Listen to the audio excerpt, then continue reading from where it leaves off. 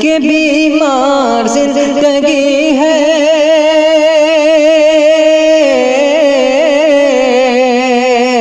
بیمار زندگی ہے، دوا مانگ رہی ہے بیمار۔ للہ رب العالمین۔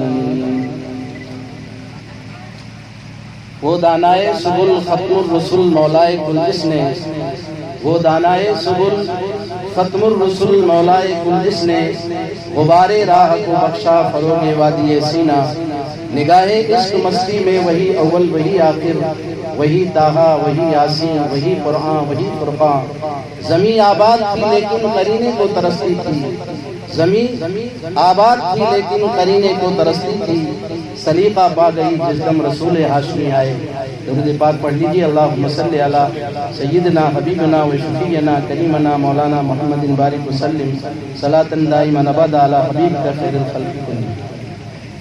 میرے بھائیوں، بزرگوں اور دوستوں اور میری ماں و بہنوں، اللہ سبحانہ و تعالیٰ کا، مالک کا، خالق کا، پیدا کرنے والے کا، پالنہار کا بہت بڑا کرم اور احسان ہے کہ اس نے ہمیں اور آپ کو آج ایک میل ملاپ کی اور نکاح کی مجلس میں بیٹھنے کی توفیق نصیب فرمائی، جہاں ایک خاندان دوسرے خاندان سے جڑ رہا ہے۔ اور یہ جوڑنے کا جو طریقہ ہے قدیم طریقہ ہے کہ اللہ کی کتاب کی کچھ پنکتیاں کچھ آیتیں پڑھ کر کے پھر لڑکی اور لڑکے کا تعلق جوڑا جاتا ہے۔ ہر مذہب میں آپ نے دیکھا ہوگا جو شریفانہ طریقے سے جو نکاح ہوتے ہیں، جو شادیاں ہوتی ہیں، وہ مذہب کیا ہے؟ مذہب انسان کو زندگی بتانے کا ایک طریقہ ہے، راستہ ہے۔ وہ پنکتیاں، وہ آیتیں جو پڑھی جاتی ہیں، اس کا مطلب ہمیں معلوم نہیں ہوتا تو ہم سمجھتے ہیں کہ رسم ہے۔ میں نے جو آپ کے سامنے جو آیت پڑھی ہے قرآن کی، یہ آیت خطبے میں پڑھی جاتی ہے۔ خطبہ کہتے ہیں تقریر کو، لیکچر کو کہتے ہیں، جو لیکچر، جو خطبہ، جو تقریر ہمارے آقا جناب محمد الرسول اللہ صلی اللہ علیہ وسلم نے نکاح کے موقع پر کیا ہے۔ قرآن کی پہلی آیت جو میں نے آپ کے سامنے پڑھی ہے، یا ایھا الناس اتقوا ربکم الذی خلقکم من نفس واحدہ۔ یہ نکاح کی چھوٹی سی مجلس ہے، لیکن اس میں پورے پیام انسانیت کو پیش کیا گیا ہے، پورے عالم کی انسانیت کو، پورے عالم کی مانوتا کو خطاب کیا گیا ہے، اور اس کا رشتہ بیان کیا گیا ہے کہ پوری دنیا کی انسانیت، چاہے ہندو ہو، مسلمان ہو، سکھ ہو، عیسائی ہو، کسی بھی ریجن سے تعلق ہو، کسی بھی مکتب فکر سے اس کا تعلق ہو، ان کا تعلق بتایا کہ یا ایھا الناس اتقوا ربکم الذی خلقکم من نفس واحدہ۔ اے دنیا کے تمام انسانوں، سمست مانوں کو خطاب کر کے فرمایا کہ ڈرو تم پالنہار سے، اپنے پالنے والے سے ڈرو، جس کو بھی اپنا پالنہار تم سمجھ رہے ہو۔ کوئی اللہ کہہ رہا ہے، کوئی گاڈ کہہ رہا ہے، کوئی ایشور کہہ رہا ہے، کوئی آدی شکتی کہہ رہا ہے، پرم پرمیشور کہہ رہا ہے، جو بھی اس کے نام انیک ہو سکتے ہیں، وہ ذات ایک، ذات کئی نہیں ہے۔ ایسے انسان کے جس طرح اللہ پوری سرشٹی اور پوری کائنات کا رچنے والا ایک ہے، بنانے والا ایک ہے، پوری سرشٹی کا تنہا چلانے والا ایک ہے اور بنانے والا ایک ہے، اس طرح اس کے بنانے میں کسی کی شرکت نہیں، چلانے میں بھی کسی کی شرکت نہیں۔ ایسے ہی اس انسانیت کی ابتدا بھی ایک آدم ایک حوا سے ہوئی، اسی کو چاہے منستروپا کہہ لیجیے، ہندی میں ماں باپ کا نام دوسرا رکھ لیجیے، لیکن ایک ہی ماں باپ سے۔ قرآن کی یہ پنکتیاں، یہ آیتیں ہمیں بتا رہی ہیں، جو خطبے کے موقع پر قاضی صاحب پڑھ دیتے ہیں، آپ حضرات سن لیتے ہیں۔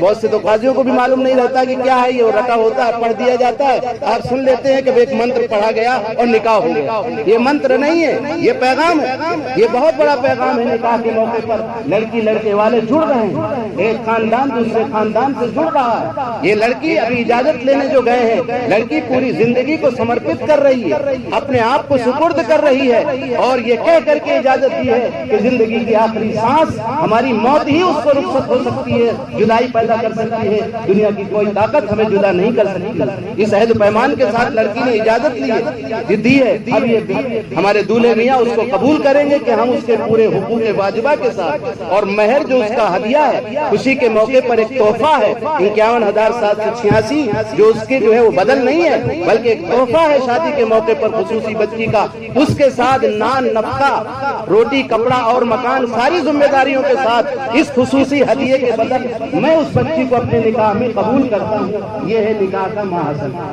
اس نکاح کے موقع پر ہمارے آقا جناب محمد رسول اللہ صلی اللہ علیہ وسلم نے بہت سے سندیشتہ آئے، لیکن انتم سندیشتہ حضرت محمد صلی اللہ علیہ وسلم پر قرآن اوترت ہوا، اتارا گیا۔ اس قرآن کی پنکتیاں میں نے پڑھی، آیتیں پڑھی، جو بھی کہہ لو آپ، اس میں اللہ نے، مالک نے یہ کہا یا ایھا الناس، اے دنیا کے تمام انسانوں، یہ نہیں فرمایا یا ایھا المسلمون، یا ایھا المؤمنون، اے مسلمانوں، یہ نہیں ہے۔ قرآن ایک عمومی کتاب ہے، قرآن پورے عالم کی ہدایت کے لیے، ہدی للناس، تمام انسانوں کی رہبری کے لیے ہے، مارگ درشک ہے سارے پوری مانوتا کے لیے۔ فرمایا یا ایھا الناس اتقوا، اے دنیا کے تمام مانو انسانوں، ڈرو اپنے پالنہار سے۔ اس رشتے کے جوڑنے میں بھی، خصوصی مجلسوں میں بھی، کسی کے خلاف غلط بیانی سے بھی، تنہائیوں میں بھی، جس طرح مسجدوں میں تم اللہ سے ڈر رہے ہو، مندروں میں اللہ سے، مالک سے کو پوجا کرنے جا رہے ہو، مالک کو جو ہے اپرت کر رہے ہو، اپنے آپ کو سپرد کر رہے ہو، ایسے خوشی اور غمی کے موقعوں پر بھی مالک سے ڈر۔ خوشی میں اتنا مت اترانا کہ مالک ناراض ہو جائے، غمی میں اتنا مت پریشان ہونا کہ خودکشی پر اتارو ہو جاؤ اور اللہ کی امانت کو ہاتھ دھو بیٹھو۔ تو ظفر اس کو آدمی نہ جانیے گا کبھی جسے عیش میں یاد خدا نہ رہی، جسے تیش میں خوف خدا نہ تیش کرو، نہ اتنا عیش میں مست ہو کہ خدا کو بھول جاؤ، مالک کو بھول جاؤ۔ یہ مذہب یہی تعلیم دیتا ہے کہ جب مالک کا یاد رکھے گا آدمی کہ وہ مالک، وہ خالق جو پوری سرشٹی اور پوری کائنات کا تنہا بنانے والا ہے، بہت کم تعداد آپ کو ایسے ملے گی ناستکوں کی جو مالک کو مانتے ہی نہیں، زیادہ تر آپ کو یہ لوگ ملیں گے جو مالک کو مانتے ہیں۔ ہاں، مالکوں کے نام میں کوئی کسی نام سے، کوئی کسی نام سے، مالک ایک ہی ہے۔ وہ مالک جو علیم ہے، جاننے والا ہے، خبیر ہے، بصیر ہے، وہ مالک جو رات میں کالی، ہمارے محمد صلی اللہ علیہ وسلم نے ان کے علم اور ان کے دیکھنے کی مثال بتائی کہ رات کے اندھیرے میں کالی رات ہو، کالی رات ہو، کالی چیٹی کالے پتھر پر چل رہی ہو، وہ مالک اس چیٹی کے چلنے کی آواز کو بھی سنتا ہے اور چیٹی کے حصے کو بھی دیکھتا ہے۔ اتنا بڑا خالق اور مالک ہے۔ جب ہمارا وشواس، ہمارا یقین یہ ہوگا کہ مالک ہمیں دیکھ رہا ہے تو ہم کسی کے ساتھ وشواس گھات نہیں کریں گے۔ ہم وشواس گھات کیوں کرتے ہیں؟ اگر CCTV کیمرہ لگے ہوں کہیں کہ آپ کیمرے کی نگرانی میں ہوں تو ہماری نگاہیں بہت حساب سے چلتی ہیں کہ کئی نگاہوں میں آجا مولانا ادھر دیکھ رہے تو ادھر دیکھ رہے۔ CCTV کیمرے صرف کیوں؟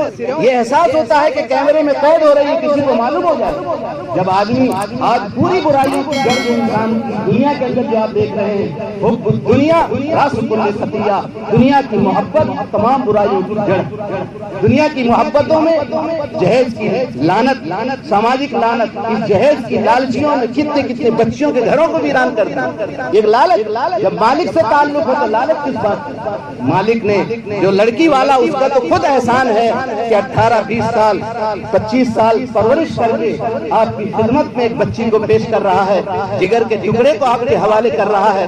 اس کے بعد بھی اس ٹکڑے کو حوالے کرنے کے بعد آپ کی فیس بھی دے، وہ آپ کا لڑکا انجینئر ہے تو آپ کا احسان بچی والے پر کہ وہ جو ہے اس کا پورا پڑھائی کا خرچہ بھرے، وہ کار دے آپ کو جہیز میں۔ یہ تو دنیا کے تماشے ہو رہے ہیں۔ یہ بڑی بے غیرتی کی بات ہے اور مردانگی کے خلاف بھی ہے کہ اللہ نے مرد تمہیں بنایا ہے، تمہارے ذمہ خرچہ کیا ہے عورت کا، نہ کہ عورت کے ذمہ تمہارا خرچہ ہے۔ تمہیں یہیں سے سمجھ لینا چاہیے کہ جہیز عقلاً بھی منع ہے اور شرعاً بھی منع ہے۔ عقلی اعتبار سے بھی کوئی عقل مند اس کو سپورٹ نہیں کرے گا۔